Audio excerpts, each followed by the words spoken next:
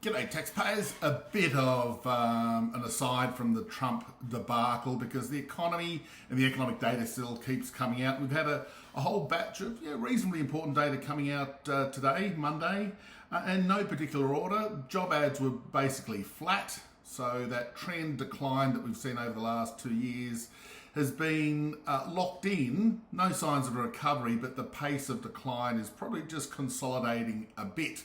One of the reasons is that retail sales were actually not too bad. We only had basically a flat result for December, but remember that followed a nice couple of monthly increases in the prior 2 months, so that in real terms, in the December quarter, retail sales were up 1%.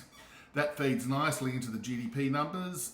So we're likely to see a decent GDP result. Still very early days, but I wouldn't be surprised if we saw about a 0.7 or something for the December quarter, so a little bit of a pickup there in activity. Consumers obviously spending their income tax cuts and running down their savings a little bit, and of course benefiting from a wealth effect from the booming stock market and rising house prices. So retail sales were reasonably strong.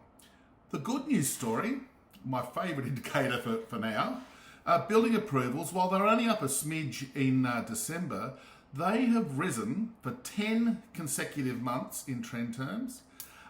And that is great news. That's part of the housing supply issue that we've been hearing about for years and years and years. And we're still only building at an annualised rate of about 185,000 dwellings per annum. We need to get that up to towards 240,000. But the trend is our friend and it's moving in the right direction.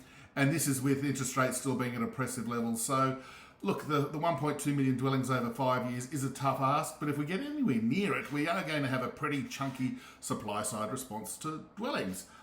Inflation from the Melbourne Institute, my little baby, confirmed inflation around about 2.25%, so perfect, on target, so nothing much there. And house prices, flat. Again, lots of flat data today, that the fall in capital city prices was offset to some extent by some regional price increases, but basically the housing markets ended 2024, kicking off 2025, flat as a tack, probably trending down in Sydney, which will be catching up to Melbourne. We've still got some residual weakness occurring in Canberra and Darwin.